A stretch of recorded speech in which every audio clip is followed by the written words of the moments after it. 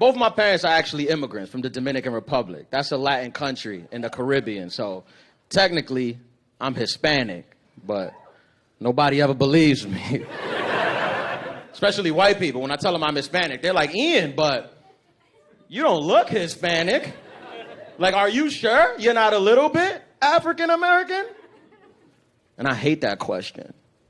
Am I sure? First of all, I think that's offensive. And second of all, of course I'm not sure. I know what I look like. I'm just as confused as you are. If you're looking for it, though, the politically correct term for me right now is actually African Latino. And if you've never heard of that, basically, we're like the next big thing.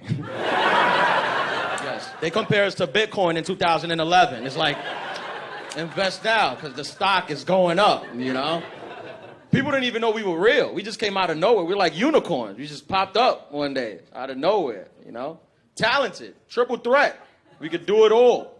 Dance salsa, speak Spanish, and say the N-word. So the opportunities are endless. I'm a proud Hispanic man, though. A lot of negative stereotypes about Hispanic men right now. I had a girl tell me she don't date Hispanic men because they cheat and they can't commit to a relationship, but that's the stereotype. You can't always listen to what other people say. Like my grandparents, they just celebrated 59 years of being together. Yeah. And things are going great. So they're thinking about getting married. My grandmother might be the one.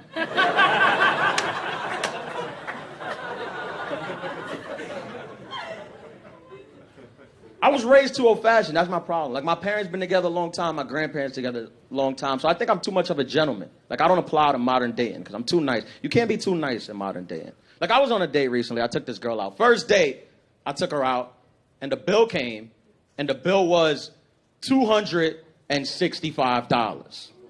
And I paid it. I paid it because I'm a gentleman. And I'm not the kind of guy that thinks if I take you out and spend $265 on you, then you owe me sex. But mainly that's because I don't think sex is worth $265. I'm the kind of guy, if I take you out and spend $265 on you, now I think you owe me money. Like, even if she wanted to, I wouldn't have sex with her that night because I don't want her to confuse that for payment.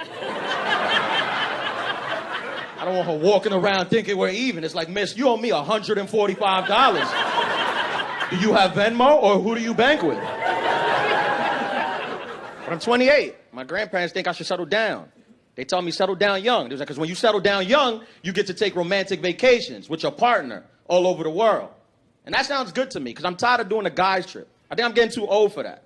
Like, I've done Vegas a bunch of times. I've done Miami a bunch of times, and that was fun. But my boy came up to me the other day. He was like, Ian, you know what we still need to do?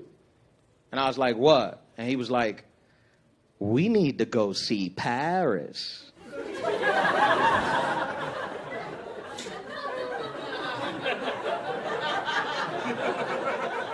I was like, I don't know if I want to go see the Eiffel Tower with my niggas. Like, that's not the type of... It's not the type of vacation I want to go on. I don't know if y'all know this, but not every vacation is meant for you to go on with other men. Like, I learned that the hard way. Because a couple months ago, I thought it would be a good idea to go on a cruise with my best friend. It was just me and him. We thought it was going to be a singles cruise with like a bunch of single girls running around, but it wasn't. It was just me and my best friend on a boat with 1,200 other couples for 7 days straight. And we both straight, but after being on a boat for like 3 days with just couples, you become a couple. Like, that's just how it works. Everybody partners up on cruises. I didn't know that. Like, there's a dinner where couples gotta wear matching outfits, and you don't want to mess up anybody's picture, so you put on matching outfits. And then people come up to you, they'll see you, and they'll say things like, you guys look adorable. You just say thanks and keep it moving. You don't got time to explain to everybody that y'all not together. You gotta go to the salsa class on the lover's deck. Y'all know how cruises work. Here's why you don't go on a boat with another man. When you on a boat, 7 days, that's a long time. You're gonna argue. But you're with another man, so your arguments won't make sense. You start fighting about stuff that men shouldn't be fighting about, and it'll change your relationship. Like, I got upset at my best friend at the dinner table because he was ordering too much dessert. That's not the type of stuff men should be fighting about. I know that.